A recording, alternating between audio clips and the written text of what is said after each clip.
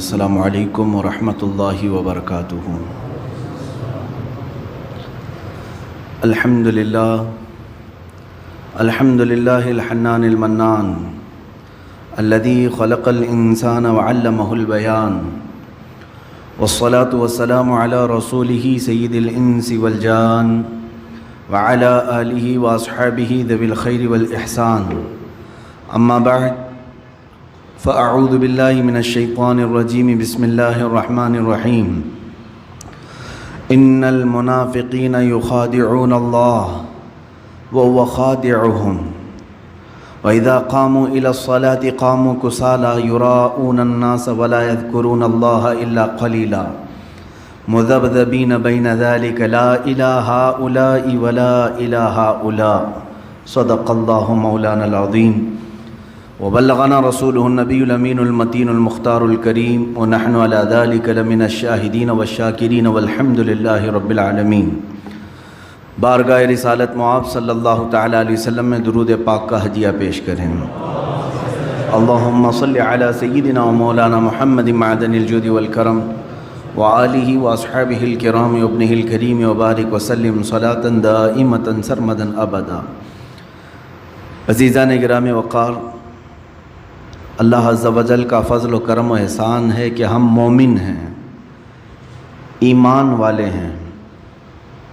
ایمان کسے کہتے ہیں؟ ایمان یقین کرنے کو کہتے ہیں، ٹرسٹ کرنا، کسی پر بھروسہ کرنا، اعتماد کرنا۔ اب کس پر بھروسہ کرنا اور کس پر یقین کرنا؟ تو اسلام یہ بتاتا ہے کہ اللہ کو ایک مان کر اس پر یقین رکھنا یہ ایمان ہے۔ اس کی کتابوں کو، اس کے رسولوں کو، اس کے فرشتوں کو، قیامت کے دن کو، تقدیر کو، مرنے کے بعد دوبارہ اٹھنے کو، ان تمام معاملات کو اگر کوئی دل سے یقین کرتا ہے تو اسی کو کہتے ہیں یہ ایمان ہے۔ ایمان جو نام ہے یہ قلب کی، دل کی ایک کیفیت کا نام ہے، یہ نظر نہیں آ سکتی۔ کس کے دل میں ایمان ہے نہیں ہے یہ کوئی نہیں بتا سکتا، دل کی ایک کیفیت کا نام ہے۔ ظاہر سی بات ہے میرے دل میں ابھی کیا چل رہا ہے وہ آپ نہیں بول سکتے، آپ کے دل میں ابھی کیا ہے مجھے نہیں خبر ہے۔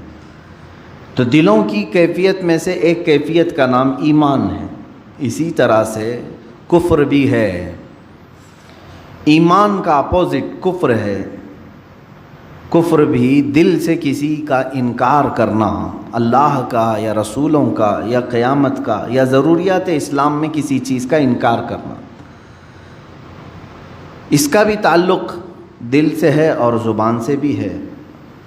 اب یہاں پر مجھے آج جو گفتگو کرنی ہے وہ یہ ہے کہ دو قسمیں پوری دنیا میں موجود ہیں، ایمان والوں کی اور اہل کفر کی، کفار و مشرکین۔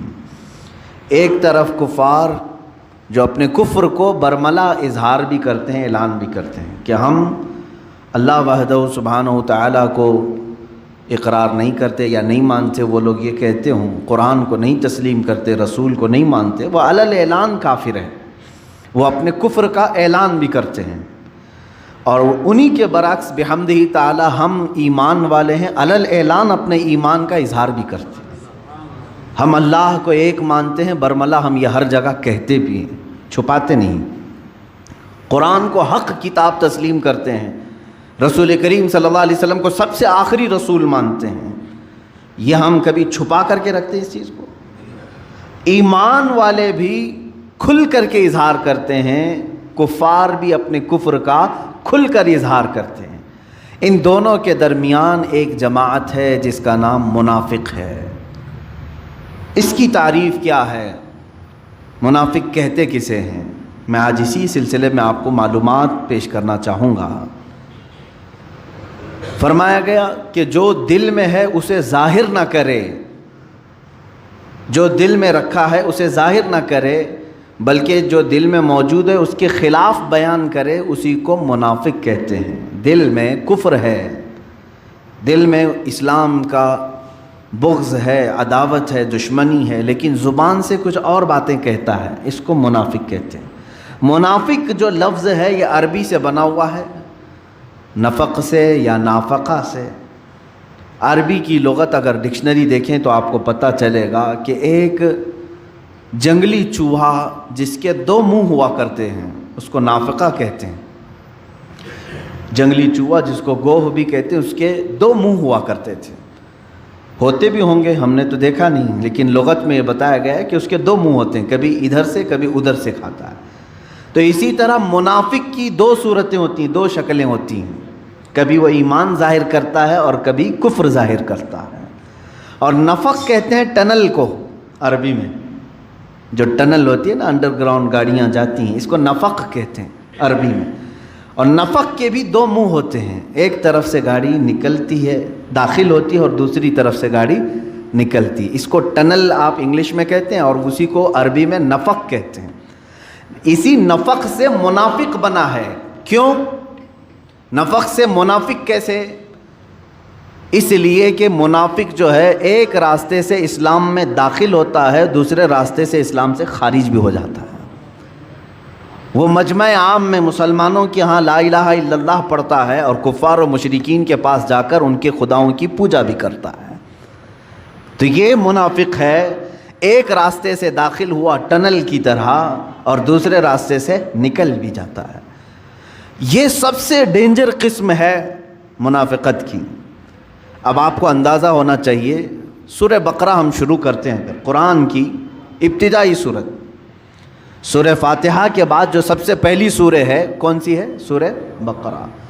سورہ بقرہ جب آپ تلاوت کریں گے تو شروع سے لے کر کے جو آیتیں آئی ہیں، الف لام میم ذالک الکتاب لا ریب فیہ ھدی للمتقین، یہاں سے لے کر کے 5 آیتیں کنٹینیو ایمان والوں کی شان میں آئی ہیں. یؤمنون بالغیب، یہ غیب پر ایمان لاتے ہیں ایمان والے لوگ، اللہ کو دیکھے نہیں پھر بھی ایمان لاتے. یقیمون الصلاۃ، نمازوں کو قائم کرتے ہیں، اور اللہ نے انہیں جو کچھ بھی دیا ہے وہ اس میں خرچ کرتے ہیں، اور جو اللہ نے ان پر اتارا ہے کتابوں میں اس پر یہ یقین رکھتے ہیں. اولئک علی ھدی من ربہم واولئک ھم المفلحون، یہی ہدایت پر ہیں اور یہی اللہ کی بارگاہ میں کامیاب بھی ہیں. 5 آیتیں ایمان والوں کے لیے ہوئیں، 5 آیتیں ایمان والوں کے لیے. اس کے بعد پھر آیتیں ہیں کفار و مشرکین کے لیے. ان الذین کفروا سواء علیہم اانذرتہم ام لم تنذرہم لا یؤمنون ختم اللہ علی قلوبہم وعلی سمعہم وعلی ابصارہم غشاوہ ولہم عذاب عظیم.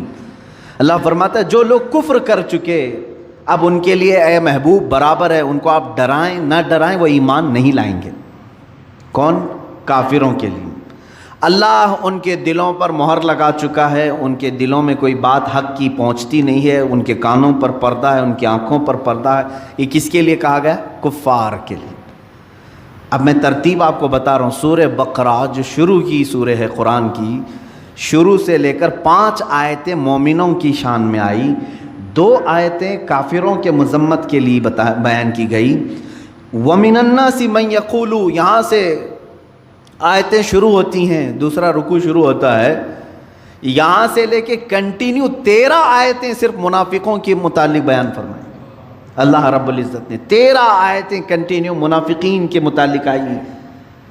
اس سے اندازہ ہو سکتا ہے کہ یہ کفار و مشرکین سے بھی زیادہ ڈینجر قسم کی ایک جماعت ہے، کیونکہ کفر ظاہر ہے اور اسے ہم پہچانتے ہیں، شرک ظاہر ہے اور ہم اسے پہچانتے ہیں، لیکن منافقت ایک ایسی قسم ہے جو ہمارے درمیان ہو تو ہم کو بھی نہیں معلوم، کافروں کے درمیان ہو تو کافروں کو بھی نہیں معلوم. یہ دونوں کو دھوکہ دینے والی جماعت ہے. اسی لیے قرآن میں اللہ نے فرمایا یخادعون اللہ والذین آمنوا، یہ اللہ کو دھوکہ دینے کی کوشش کرتے ہیں اور ایمان والوں کو. وما یخدعون الا انفسهم، لیکن ساتھ میں رب تعالیٰ نے یہ بھی فرمایا وہ سوائے اپنی جان کے کسی کو دھوکہ دے ہی نہیں سکتے، وہ خود اپنے آپ کو دھوکہ دے رہے ہیں. منافق کی پہچان کیا ہے؟ احادیث کریمہ میں بیان کی گئی ہیں. علامات بہت ساری اس کی ہیں، مشہور علامات میں ذکر کرتا ہوں. اللہ کے نبی صلی اللہ تعالیٰ علیہ وسلم نے فرمایا آیت المنافقی ثلاثۃ، اے مسلمانوں آج میں یہ قسم آپ کے سامنے جو بیان کر رہا ہوں، ڈر جاؤ اس بات سے کہ کہیں نفاق نہ آ جائے ہمارے دل میں. اس لیے کہ کفر آپ سے نہیں ہوگا، شرک نہیں ہوگا، آپ اس سے گھبراتے ہیں، دور بھاگتے ہیں، لیکن منافقت ایک ایسی چیز ہے کب تمہارے دلوں میں آ جائے پتہ بھی نہیں چلتا۔ کیسے آتی ہے وہ میں بتاتا ہوں۔ منافقت کی 2 قسمیں بیان کی گئی ہیں، ایک نفاق عملی ہے، ایک نفاق اعتقادی ہے۔ عقیدے میں منافق بھی ہوتا ہے اور عمل میں بھی منافق ہوتا ہے، دونوں چیزوں کی تشریح میں کروں گا۔ پہلی چیز تو میں یہ بتاتا ہوں کہ کیوں یہ منافقت کے متعلق میں نے آج موضوع کو چھیڑا ہے، کیونکہ رب تعالیٰ نے جہاں دردناک عذابات کا ذکر فرمایا ہے قرآن پاک میں، جہنم کے 5ویں پارے کی آخر صفحے کی آیت ہے سورہ نساء میں، اللہ تعالیٰ فرماتا ہے ان المنافقین فی الدرک الاسفل من النار۔ اللہ فرماتا ہے جہنم کے سب سے نچلے طبقے میں ہم منافقین کو رکھیں گے، سب سے نیچے والا طبقہ۔ یہ نیچے والے طبقہ کیوں کہا گیا؟ اس لیے کہ وہاں سے نکلنے کی کوئی صورت ہی نہیں ہے۔ وَلَن تَجِدَ لَهُمْ نَصِيرًا، اللہ فرماتا ہے ہرگز ان کے لیے کوئی مددگار وہاں نہیں پہنچے گا، نہ ان کی آواز کہیں کسی دوسرے تک پہنچے گی۔ یہ کس کے لیے؟ منافقین کے لیے۔ جہاں کافروں کے عذاب کی بات آئی ہے، عذاب عظیم آیا ہے، عذاب علیم ہے، عذاب مہین ہے، لیکن منافقین کے متعلق کہا گیا جہنم کے سب سے نچلے طبقے میں وہ رہیں گے، سب سے نیچے والے حصے میں رہیں گے۔ عزیزان گرامی اوقات، منافقت کیسے ہے اس کے متعلق آیتیں بھی ہیں۔ پوری سورہ منافقون آ گئی 28ویں پارے میں، پوری سورہ ہے منافقون۔ اذا جاءك المنافقون قالوا نشهد انك لرسول الله قالوا نشهد انك لرسول الله والله يعلم انك لرسوله والله يشهد ان المنافقين لكاذبون۔ یہاں سے سورہ شروع ہو رہی۔ کیسے آتے ہیں منافق؟ حضور صلی اللہ علیہ وسلم سے رب تعالیٰ فرما رہا ہے اے محبوب، منافقین آپ کے پاس آتے ہیں اور یوں کہتے ہیں ہم گواہی دیتے ہیں کہ آپ اللہ کے رسول ہیں۔ یہ کہتے ہیں آپ اللہ کے رسول ہیں، اور رب تعالیٰ فرماتا ہے اللہ ضرور جانتا ہے کہ آپ اللہ کے رسول ہیں، لیکن اللہ اس بات کی گواہی دیتا ہے کہ منافق جھوٹ بول رہے ہیں، وہ آپ کو آخری رسول نہیں تسلیم کرتے ہیں، وہ تو صرف جنگوں میں موجود مال غنیمت حاصل کرنے کے لیے آپ کے پاس آ رہے ہیں۔ جب دیکھا اسلام کا بول بالا تو جماعتوں میں شریک ہو گئے، اور جب دیکھا کہ اسلام پر کوئی مصیبت آئی تو یہاں سے چھوڑ کر چلے گئے۔ اس طرح کی مثالیں مدینہ طیبہ میں بہت مرتبہ ہوئیں۔ اللہ کے حبیب صلی اللہ تعالیٰ علیہ وسلم جب مدینہ طیبہ تشریف لائے تو یہاں سب سے بڑا جو خطرہ تھا وہ یہودیوں سے زیادہ منافقین سے تھا۔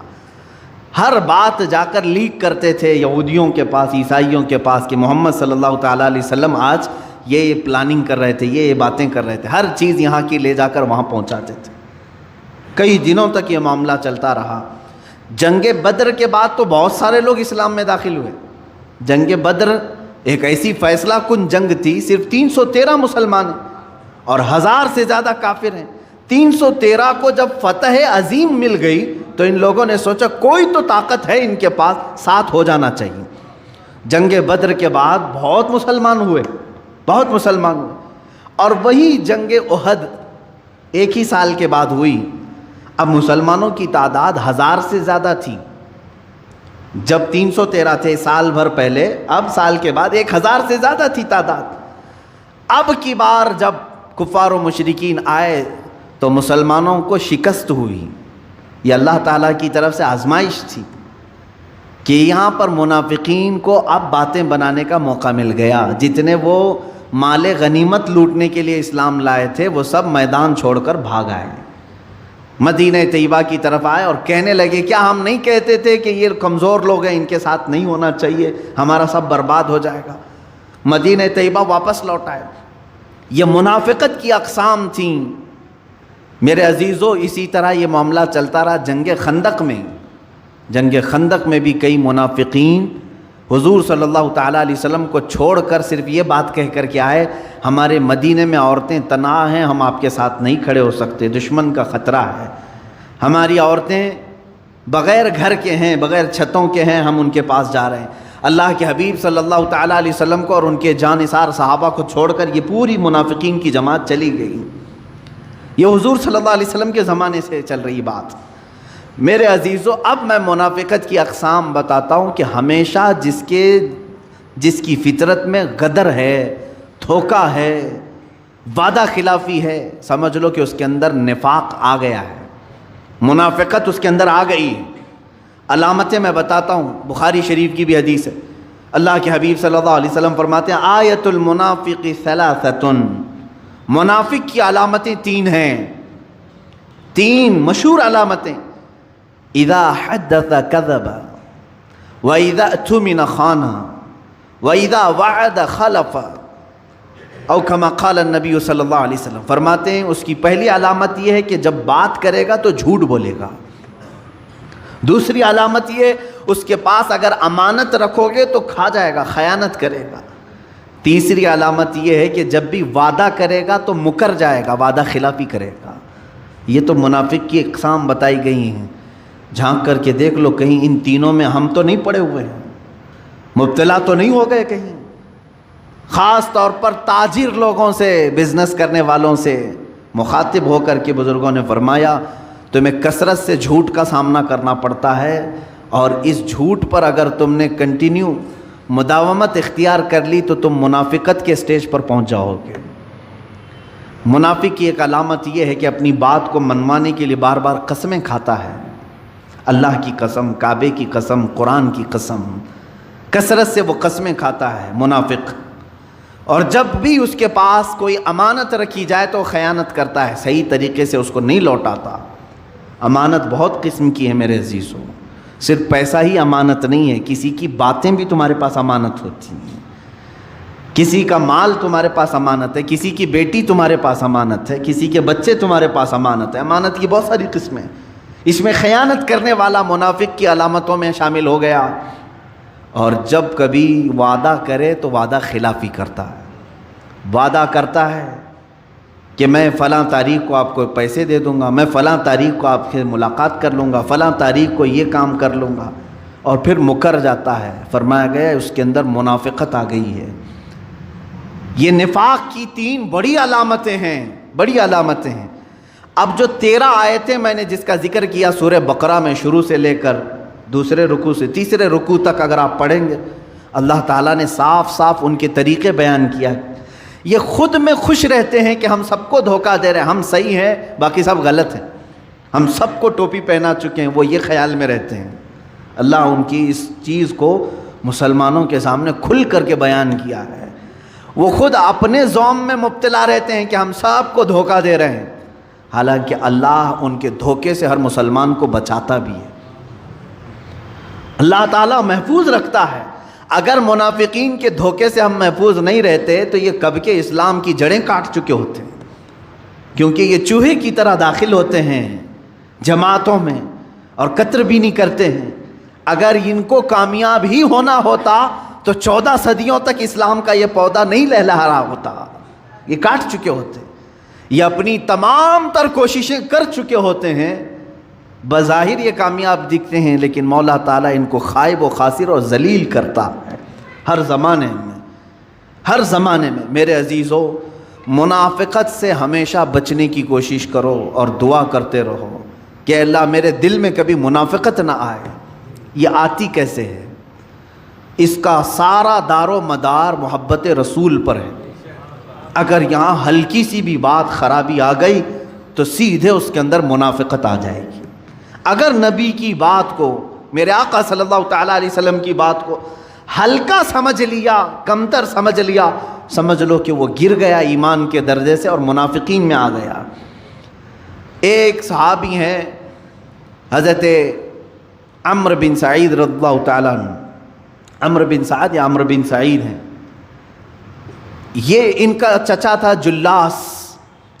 یہ دونوں لوگ مدینہ طیبہ کے کنارے رہتے تھے۔ جلاس جو ہے حضور صلی اللہ تعالیٰ علیہ وسلم کی مجلس میں ہمیشہ حاضر رہنے والا، اور وہ اپنے چھوٹے بھتیجے کو عمرو کو لے کر کے بارگاہ رسول صلی اللہ تعالیٰ علیہ وسلم میں حاضر ہوتا تھا۔ جب بھی حضور صلی اللہ تعالیٰ علیہ وسلم کے جماعت میں حاضر ہو تو یہاں پر جو جو باتیں سنی جاتی تھی اس پر عمل کرنے کی کوشش کرتے۔ عمیر بن سعد، عمیر بھتیجے کا نام، یہ چھوٹی عمر کے تھے۔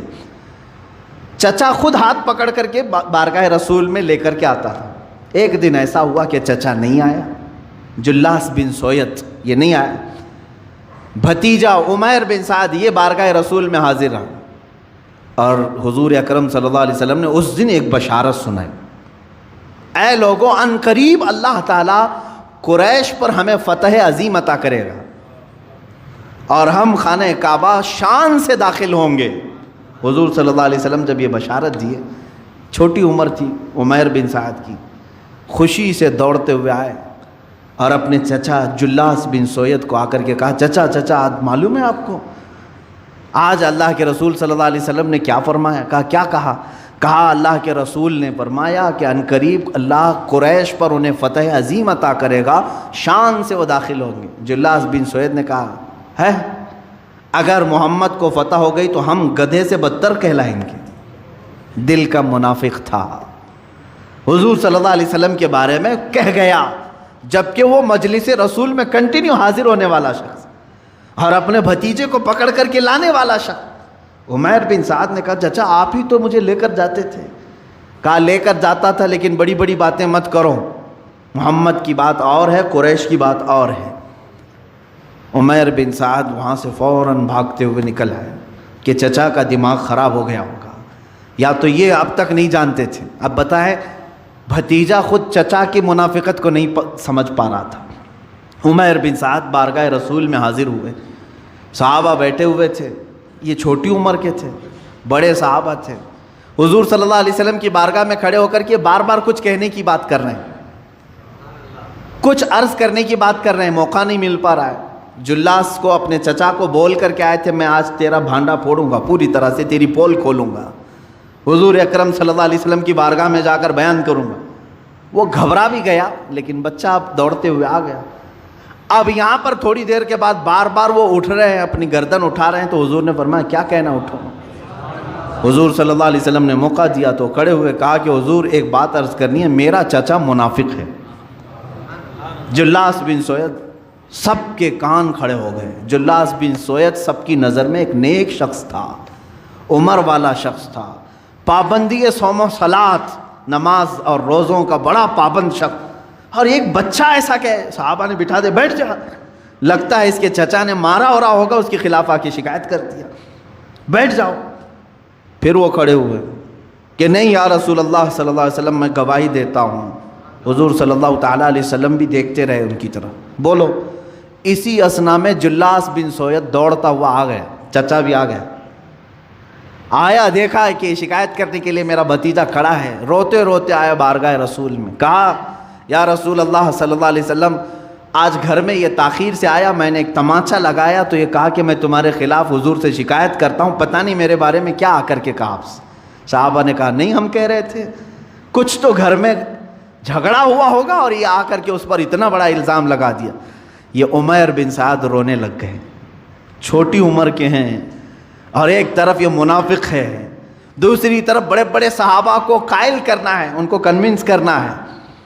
لیکن اللہ کے نبی صلی اللہ تعالیٰ علیہ وسلم دلوں کے حالات کو جانتے تھے۔ اللہ کے نبی صلی اللہ علیہ وسلم نے فرمایا عمیر تم بولو تمہاری بات کیا ہے۔ عمیر بن سعد نے پوری بات بتائی، میں مجلس سے اٹھ کر کے جب گیا تو میرے چچا نے ایسی ایسی بات کہی۔ اللہ کے حبیب صلی اللہ تعالیٰ علیہ وسلم نے اپنی گردن جھکا لی، ان کی بارات میں کچھ نہیں کہا، عمیر بن سعد کی حمایت میں ایک جملہ بھی نہیں فرمایا۔ صحابہ جواب کے انتظار میں، جلاس کھڑا ہے، اچانک جبرائیل امین آیت لے کر کیا ہے وَلَقَدْ قَالُوا كَلِمَةَ الْكُفْرِ وَكَفَرُوا بَعْدَ إِسْلَامِهِمْ۔ اللہ نے فرمایا اے حبیب یہ سچ کہہ رہا ہے، یہ کافر ہو چکا ہے اسلام لانے کے بعد جو آپ کی شان میں گستاخی کر رہا تھا۔ قرآن کی آیت آئی 10ویں پارے میں، اللہ تعالیٰ کے حبیب صلی اللہ علیہ وسلم نے فرمایا عمیر بن سعد کی گواہی اللہ نے قبول فرمائی ہے۔ عزیزان گرامی وقار، کسی بھی منافق کو اگر آس پاس پاؤ تو کھل کر کے اس کا اظہار کرو، کوئی تمہاری بات مانے نہ مانے اللہ تمہاری تائید میں ہے، اللہ تمہاری حمایت میں ہے۔ اسی لیے میں آج کہتا ہوں منافقین اگر ہماری جماعت میں کہیں نظر آئیں تو اس کا اظہار ہو، بتا دیا جائے کہ اے مومنین ان منافقین سے بچو جو بظاہر تمہیں اسلام کے نام پر گمراہ کریں گے اور لے جا کر کے کسی اور کی گود میں ڈال دیں گے، تمہیں جہنم کے راستے پر لگا دیں گے۔ عزیزان گرامی منافقین کی اور علامتیں جو قرآن پاک نے بیان کی وہ سنیں آپ۔ اللہ کے حبیب صلی اللہ تعالیٰ علیہ وسلم نے ایک وقت ایسا بھی آیا کہ جب مدینہ رسول میں مسجد نبوی میں نام لے لے کر کے حضور صلی اللہ علیہ وسلم نے ان کو اٹھایا۔ اب آپ یہ کہتے ہوں گے کہ کسی بھی جماعت کے خلاف، کسی بھی مکتب فکر کے خلاف آپ لوگ کیوں بولتے ہیں؟ میرے عزیزو سنو، باضابطہ مدینہ طیبہ میں مسجدیں بھی بننے لگی تھیں۔ ایک مسجد نبوی ہے، اور منافقین جب کھل کر کے کچھ نہیں کر پا رہے تھے تو ایک مسجد انہوں نے الگ سے بنانا شروع کیا، ایک الگ سے اپنا مرکز بنا رہے تھے، اور مسجد قباء کے قریب، کہ وہاں سارے لوگ اپنے جمع ہو کر کے گرو گھنٹہ فیصلے کریں گے حضور صلی اللہ علیہ وسلم کے خلاف۔ اس کو مسجد ضرار کہتے ہیں، قرآن پاک میں ہے۔ اور انہوں نے حضور صلی اللہ علیہ وسلم کی بارگاہ میں کیا بہانہ پیش کیا؟ کہا کہ ہم کو لمبا ہوتا ہے مسجد نبوی آنے کے لیے، مسافت زیادہ ہے، ہم وہیں پر نماز پڑھ لیں گے، اپنی جماعت کر لیں گے، کبھی کبھار آپ کے پاس آئیں گے، یہ بہانہ کر کے مسجد بنائیں۔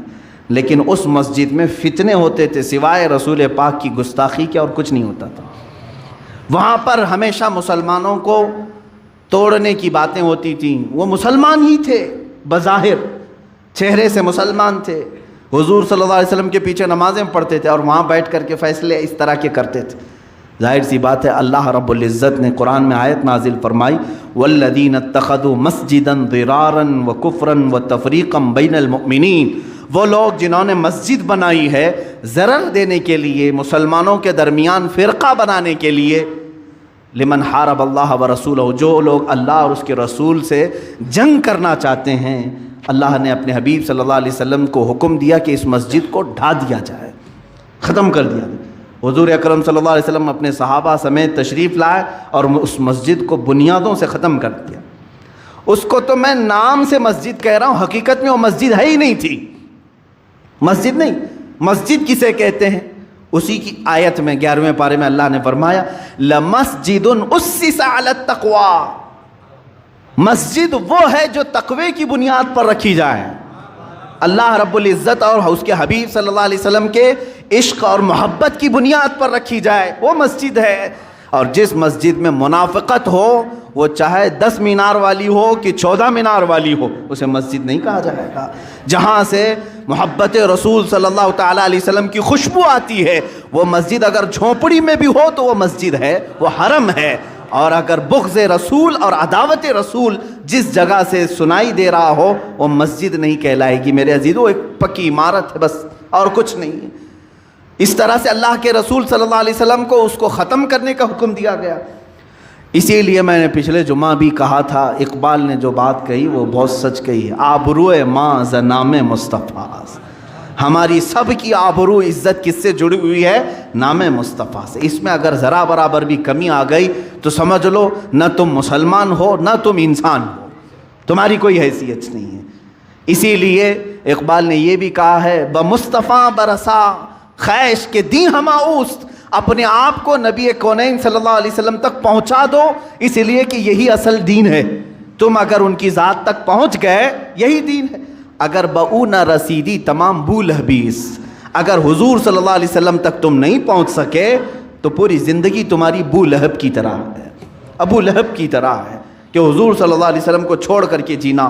عزیزان گرامی وقار، اب میں آپ کو یہ بھی بتا دوں کہ نفاق عملی کیا ہے، نفاق اعتقادی کیا ہے۔ کبھی منافق عمل سے ہوتا ہے اور کبھی عقیدے میں بھی ہوتا ہے۔ اللہ ایک ہے، یہ عقیدہ سب کا ہے۔ حضور صلی اللہ علیہ وسلم اللہ کے آخری رسول ہیں، یہ عقیدہ سب کا ہے۔ اللہ کے فرشتے ہیں، اللہ کی کتابیں ہیں، اللہ قیامت کا ایک دن لانے والا ہے، تقدیر ہے، مرنے کے بعد ہم دوبارہ اٹھائے جائیں گے، یہ سب پر ایمان ہے۔ یہ بنیادی ایمان ہے، یہ بنیادی، اس کو کہتے ہیں عقیدہ۔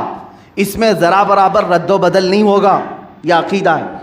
کچھ عمل ہیں، عمل جیسے نماز ہے، روزہ ہے، زکوٰۃ ہے، حج ہے، یہ سب کیا ہیں؟ یہ عمل ہے۔ عمل کہتے ہیں ایکٹیویٹیز، آپ کر کے دکھا رہے ہیں۔ اللہ ایک ہے، آپ کر کے کچھ نہیں دکھانا ہے، آپ کو دل میں ماننا ہے۔ فرشتے ہیں اللہ کے، آپ کو کر کے کچھ نہیں دکھانا ہے، دل میں ماننا ہے۔ ایمان دل کا نام ہے اور اسلام یہ عمل کا نام ہے۔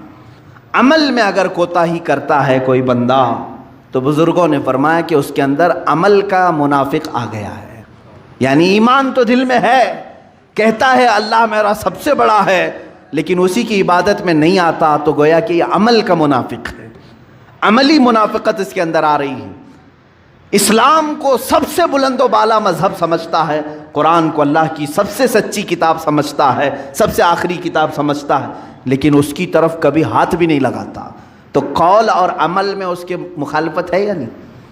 کہتا کچھ اور ہے، کرتا کچھ ہے۔ اس کے لیے کہتے ہیں یہ نفاق، عملی نفاق ہے۔ اس کا گناہ یہ ہے کہ قیامت کے دن اللہ تعالیٰ اگر یہ توبہ کر کے مرا تو معاف بھی فرمائے گا اللہ تعالیٰ۔ یعنی نماز نہیں پڑھتا تھا، روزے نہیں رکھتا تھا، زکوٰۃ میں کچھ خرابی آئی، اسلام کے خلاف کچھ عمل کرتا تھا تو گناہ کبیرہ ہے، لیکن اگر توبہ کر کے مرے گا تو اللہ تعالیٰ اسے معاف بھی فرمائے گا۔ اور اگر توبہ کر کے نہیں مرا تھا تو قیامت کے دن اگر اس کی سزا میں جہنم آ گئی تو جہنم میں جائے گا، لیکن ایک نہ ایک دن وہاں سے نکالا جائے گا۔ یہ نفاق عملی کی بات کر رہا ہوں، عمل میں اگر نفاق آیا تھا تو۔ اور اگر عقیدے میں منافقت آ گئی، وہ کیسے؟ کہتا ہے اللہ ایک ہے ہمارے سامنے، اور ہندوؤں کے پاس کہتا ہے جتنے تمہارے خدا ہیں اتنے میرے بھی ہیں، عیسائیوں کے پاس کہتا ہے تمہارے ہاں 3 ہیں میں بھی 3 کو مانتا ہوں۔ تو یہ اعتقادی منافق ہے، یعنی سب کے پاس جہاں گیا ویسا رنگ ڈال دیا، یہ منافق اعتقادی ہے۔ قادیانیوں کے پاس گیا، کہا کہ تمہارا جو آخری نبی تم جس کو غلام احمد قادیانی رسول مانتے ہو، میں بھی اس کو رسول مانتا ہوں، محمد صلی اللہ علیہ وسلم ان کو بھی میں رسول مانتا ہوں۔ یہ منافق اعتقادی ہے، اس کی بخشش نہیں۔ یا اگر بغیر توبہ کے مرا تو قیامت کے دن اللہ تعالی ہمیشہ ہمیشہ کے لیے اسے جہنم کے سب سے نچلے طبقے میں داخل کرے گا، سب سے نچلے طبقے میں داخل کرے گا۔ اعتقاد میں نفاق آنے نہ پائے، عمل میں اگر آ گیا تو اس کی توبہ سے معافی کا امکان ہے، بچنے کی صورت ہے، لیکن عقیدے میں اگر منافقت آ گئی تو سمجھ لو میرے عزیزوں کوئی تمہاری مغفرت نہیں، بخشش نہیں۔ سورہ منافقون کی میں آیتیں پڑھتا ہوں، اللہ فرماتا ہے وَإِذَا رَأَيْتَهُمْ تُعْجِبُكَ أَجْسَامُهُمْ، اللہ جب تم ان کو دیکھو گے تو ان کے جسم تم کو اچھے لگیں گے، منافقین۔ وَإِن يَقُولُوا تَسْمَعْ لِقَوْلِهِمْ كَأَنَّهُمْ خُشُبٌ مُّسَنَّدَةٌ، اللہ فرماتا ہے جب وہ بولیں گے تو تم کو ان کی باتیں اچھی لگنے لگیں گی، وہ ایسا ٹال مٹول کر کے بولیں گے کہ تم کو ان کی باتیں اچھی لگیں گی۔ ظاہر سی بات ہے اگر صحیح صحیح باتیں ہم بتائیں گے تو کڑوی لگیں گے، ہم عیبوں پر اگر انگلی رکھیں تو کڑوی لگیں گے، سود کے خلاف بولیں تو بڈی خور ناراض ہیں، شراب کے خلاف بولو تو شرابی ناراض ہیں۔ یہ تمام چیزیں تو ہمارے ساتھ ہوتی ہی رہتی ہیں میرے عزیزوں۔ لیکن منافق کرتا کیا ہے؟ کہے تم اپنے اپنے کاموں میں لگے رہو، میں اپنے کام میں لگوں، سمجھوتا کرتا ہے۔ میں تم کو برا نہیں کہوں گا، تم مجھے برا مت کہنا، یہ سمجھوتا کر کے چلتا ہے منافق۔ قرآن کہہ رہا ہے جب بھی وہ بات کرے گا تو تم کو اچھا لگے گا، کیوں؟ تمہاری بیماریوں کا وہ ایک بار بھی ذکر نہیں کرے گا، وہ کبھی نہیں بولے گا کہ تم بیمار ہو دل سے، تمہارے اندر خرابیاں ہیں، نہیں بتائے گا، اس لیے تم کو اس کی باتیں اچھی لگنے لگیں۔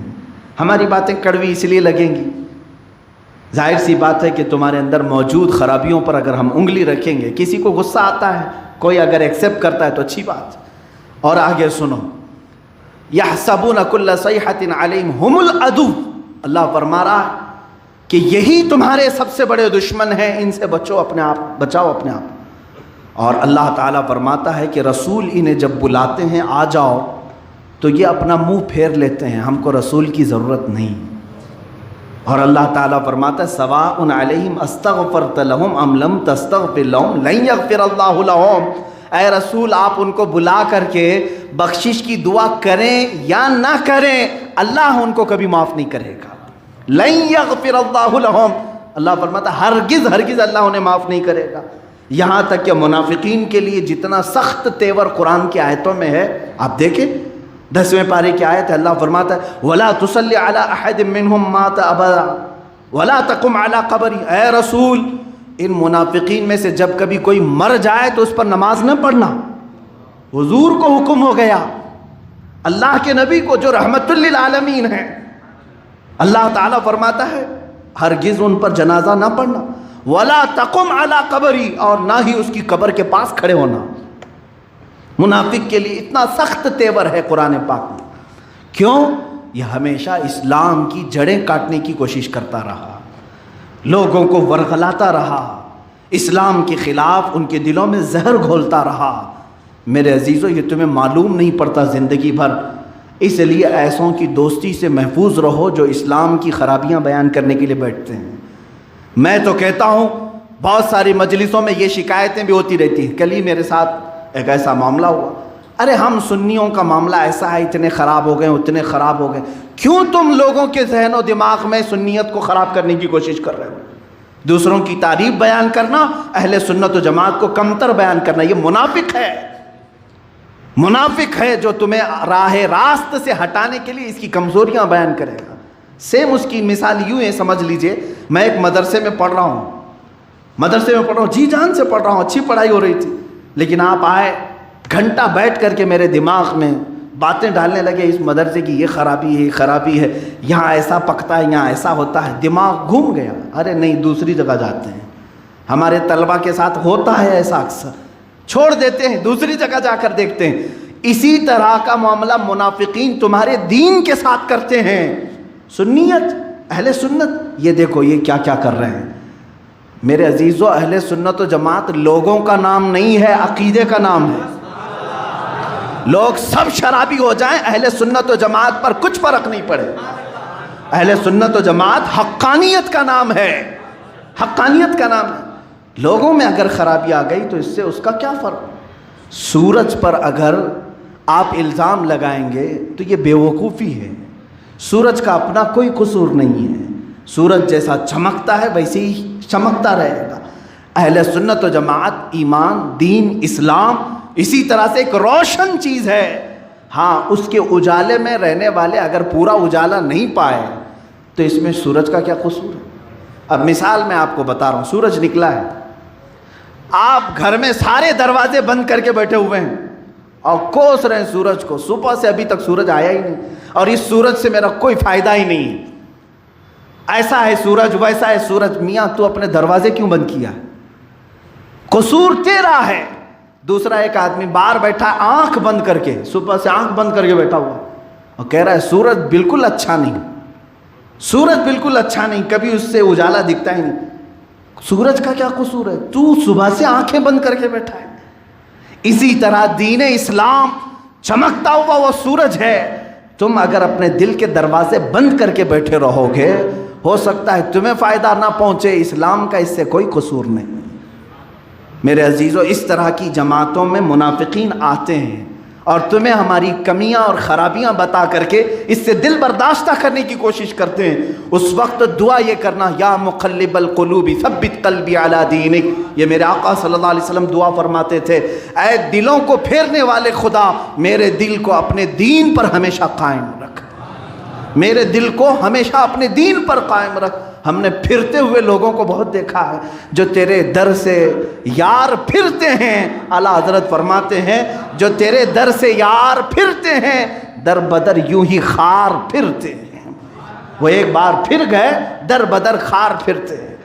عزیزان گرامی وقار، اب میں آپ کو یہاں پر صاف صاف یہ بتانا چاہوں گا منافقین اس زمانے میں کیسا کام کرتے ہیں۔ یہ تو زمانے رسول کی بات تھی، اللہ کے حبیب صلی اللہ تعالیٰ علیہ وسلم کے زمانے میں انہوں نے جنگوں میں، جہاد میں کفار و مشرکین کو ہماری باتیں لیک کیں۔ حضور صلی اللہ علیہ وسلم کی جنگی ترتیبات کو لے جا کر کے ان کے سامنے بیان کرتے، یہاں کہاں غلہ رکھا ہے، کہاں اناج رکھا ہے، یہ سب جا کر بتاتے تھے۔ یہ منافقین اس وقت اس طرح کے دھوکے دیے۔ بغداد کو ہلاکو نے جو تباہ کیا، کسی اور کی وجہ سے ہمت ہی نہیں تھی ہلاکو کی۔ ابن القمی نام کا ایک شیعہ تھا جو ہلاکو سے مل گیا تھا جا کر کے، اور بغداد کے سارے خزانے، سارے جو اہم پوائنٹ ہے وہ جا کر ہلاکو کو اس نے بتایا، اور اس سے ساز باز کر کے خلیفہ بغداد کے خلاف ہلاکو کی سپورٹ میں آ کر پورے بغداد کو تباہ کیا۔ لیکن کیا ہلاکو نے ابن القمی کو چھوڑ دیا؟ اس کو بھی مارا۔ منافق کی یہی حال، اس کی حالت یہی ہے، وہ ساتھ تو دیتا ہے دشمنوں کا لیکن خود بھی اپنے آپ کو بچا نہیں پاتا، خود اپنے آپ کو بچا نہیں پاتا، خود بھی اسی آگ میں جھلس جاتا ہے۔ اسی طرح میرے عزیزو، اب ہمارے دور میں اگر کوئی بھی اس طرح منافقت کی صفت لے کر کے، چاہے وہ جبہ پہنے، قبہ پہنے، ٹوپی پہنے، امامہ پہنے، اور چاہے کہیں سے بھی کوئی بات لے کر کے آئے، صرف یہ دیکھنا کہ یہ مجھے مدینہ رسول تک پہنچا رہا ہے یا پھر کفار و مشرکین کی تھیلی میں ڈالنے جا رہا ہے، وہیں تم فیصلہ کرنا۔ اگر یہ مجھے سیاست کی بات کر کے، حکومت میں عہدے دلانے کی بات کر کے، یہاں سے سبسڈی لانے کی بات کر کے مجھے قائل کرنے کی کوشش کر رہا ہے، تو گویا کہ مجھے بکرا بنا کر کسی کافر کے جھولے میں ڈالنا چاہ رہا ہے۔ تم برملا یہ کہو ہم تو بازار مصطفیٰ میں بکنے والے لوگ ہیں، کسی ایسے پیر کے ہاتھ بھی ہم نہیں لگیں گے جو ہمیں لے جا کر کے مودی کے ہاتھ میں بیچنا چاہے۔ ہم کسی ایسے شیخ کو بھی نہیں مانتے جو کسی ایسی ظالم حکومت کے پنجوں میں بیٹھ کر کے تلوے چھاٹتا ہو۔ عزیزان گرامی، یہ منافقین کی وہ جماعت ہے۔ میں برملا اظہار کرتا ہوں اس بات کا کہ مسلمانوں پر آج کے حالات میں کس قدر سختیاں ہیں کس کو نہیں معلوم۔ جو فلسطین کے نہتے بچوں کا قتل عام کر رہے ہیں، ان اسرائیل سے ہاتھ ملانے والا مسلمان ہے؟ مسلمان ہے؟ یہ یو اے ای کے جتنے بھی بڑے بادشاہ ہیں یہ منافقت کی اعلیٰ قسموں میں آ گئے ہیں۔ سعودی کے حکام یہ منافقین جو مسجد حرم کے ممبر سے امام کو یہ خطبہ دینے لگاتے ہیں کہ اسرائیل کے لیے اب تعلقات استوار کر دیا جائے، ایک بار بھی انہوں نے فلسطین کے حق میں نہیں کہا کہ وہاں کے بچے مارے جا رہے ہیں۔ تمہارے اندر اسلام اور مسلمانوں کی ہمدردی نہیں، کفار و مشرکین کو گلے لگانے کی ہمدردی زیادہ ہے۔ عزیزان گرامی وقار، 400 کے قریب علماء اسلام کو سعودی عرب نے جیل میں رکھا ہے، جنہوں نے اپنے خطبے میں رد کیا ان کو جیل میں بند کر دیا گیا۔ اور امریکہ کا صدر ٹرمپ آتا ہے تو اتنے سونے سے اسے لاد دیا جاتا ہے۔ سعودی عرب کے ہی ایک شخص نے مجھے کہا تھا تقریباً انہوں نے اپنے 10 سال کے حج کی کمائی صرف اس صدر کو دے دیا ہوگا۔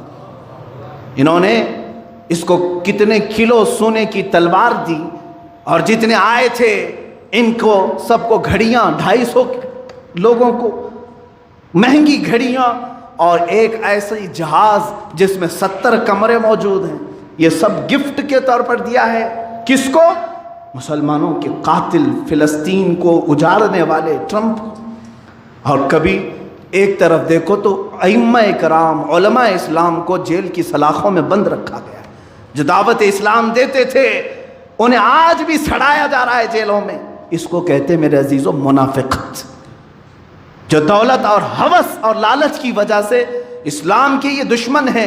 ان کے سفید جبوں کو نہ دیکھنا، ان کے اقال اور ان کے تمام شماغ کو نہ دیکھنا۔ یہ وہ لوگ ہیں جو قاتلین مسلمین ہیں، مسلمانوں کے قاتل ہیں، اور انہی کی ریال پر پلنے والے یا ڈالر پر پلنے والے یا پاؤنڈ پر پلنے والے دنیا میں زرخرید پیر بھی ہوتے ہیں، خریدے ہوئے ٹٹو ہوتے ہیں، اور خریدے ہوئے کئی عالم بھی ہوتے ہیں جو مسلمانوں کے درمیان اختلاف پیدا کرنے کی کوشش کرتے ہیں۔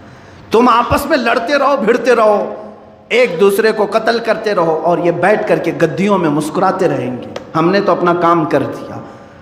آپ کتاب پڑھ لینا، موجود ہے۔ ہیمفرے ایک یہودی تھا، وہ مسلمان بن کر کے تقریباً 25 یا 30 سال اس نے خدمات کیا، کہاں کہاں، ترکی میں، عراق میں۔ وہ خود اپنی داستان لکھا ہے ہیمفرے، اس کتاب کا نام ہیمفرے کے اعترافات، کافی سال پہلے میں نے پڑھا تھا۔ اس نے کہا میں مشن پر نکلا تھا، میں نے حدیث پڑھا، قرآن پڑھا، تفسیر پڑھا، سب پڑھا، اور پھر مسلمانوں کی مسجد میں بیٹھا اور درس بھی دیا مسلمانوں کو۔ بصرہ اور کوفہ کے مسلمانوں میں شیعہ اور سنی کی لڑائی میں نے خود شروع کرائی تھی، اس نے اعتراف کیا۔ اس طرح میرے عزیزو ان منافقین کو پہچاننے کی ضرورت ہے۔ عبداللہ بن سبا وہ ایسا منافق ہے جس نے شیعہ جماعت کو وجود میں لایا، یہ وجود میں لایا ہے۔ مسلمانوں میں کوئی فرقہ نہیں تھا، کوئی جماعتیں نہیں تھی، یہ لے کر کے آئے۔ آپ کب تک اس طرح سوتے رہیں گے؟ اپنوں میں سے کیوں نہیں پہچانتے؟ آج ایک بات یاد رکھنا، دین اسلام کے متعلق اعلیٰ حضرت رضی اللہ تعالیٰ عنہ نے فرمایا ہے کہ اگر حضور اکرم صلی اللہ تعالیٰ علیہ وسلم کی محبت کو چھوڑ کر کوئی تمہیں گستاخ رسول سے ہاتھ ملانے کی بات کرے، دین اسلام کے مخالفین سے ہاتھ ملانے کی بات کرے، اعلیٰ حضرت نے اپنی کتابوں میں لکھا پھر چاہے وہ تمہارا کتنا ہی عزیز کیوں نہ ہو، تمہارا باپ ہی کیوں نہ ہو، اسے ایسے نکال کر پھینکو جیسے دودھ میں سے مکھی کو نکال کر پھینکا جائے۔ تمہارا اس سے کوئی تعلق نہیں ہونا چاہیے۔ ہمارا رشتہ رسول کریم صلی اللہ تعالیٰ علیہ وسلم سے۔ ارے میاں، ہمارے ہاں تو قانون ایسا چلا ہے اہل سنت و جماعت کے، مارحرہ مطہرہ کے وہ سادات اعظام جہاں سے اعلیٰ حضرت بیعت ہوئے، خاندان میں کچھ لوگ شیعہ ہوئے تو خاندان کے ہی سادات نے علل اعلان یہ ذکر فرمایا کہ ان کا ہمارے خاندان سے کوئی تعلق ہی نہیں ہے، جبکہ وہ اس خاندان کے لوگ تھے۔ ختم کر دیا کہ جب تمہارا رشتہ ہمارے سے خون کا ہے تو ظاہر سی بات ہے اس سے افضل رشتہ محبت رسول کا ہے، اگر اس میں کمی آئی تو تمہارا ہمارے خاندان سے کوئی تعلق نہیں۔ ہم اس اہل سنت و جماعت کے پلیٹ فارم پر ہیں، ہمارے ہاں شخصیتیں اہم نہیں ہیں، ٹوپیاں داڑیاں اہم نہیں ہیں، ہمارے ہاں محبت مصطفیٰ اہم ہے۔ اگر گدڑی پہننے والا عاشق رسول ہے تو ہمارے سروں کا وہ تاج ہے، اور اگر جبے قبے پہننے والا گستاخ رسول ہے، چاہے وہ کسی بھی مسجد یا خانقاہ کی گدی پر ہی کیوں نہ بیٹھے، ہمارا اس سے کوئی تعلق نہیں۔ جو مسلمانوں کو بیچنے کی بات کرے، لے جا کر کے فروخت کرنے کی بات کرے، چند پیسوں میں اور سکوں میں بک جائے، میرے عزیزو ایسے کہ ہاتھ میں ہاتھ ہرگز نہ دینا، یہ منافقین ہیں، ان کو پہچانو اور منافقت سے توبہ کرو۔ اس لیے کہ جتنے اولیاء کاملین آئے سب کی دعاؤں میں دیکھ لینا وہ روتے روتے یہ دعا کرتے تھے، اے اللہ کفر تو شرک سے تو میں بچ جاتا ہوں، لیکن دل میں کبھی منافقت آ گئی تو یہ معلوم نہیں پڑتا، اے رب ذوالجلال میرے دل کی نفاق سے تو حفاظت فرما۔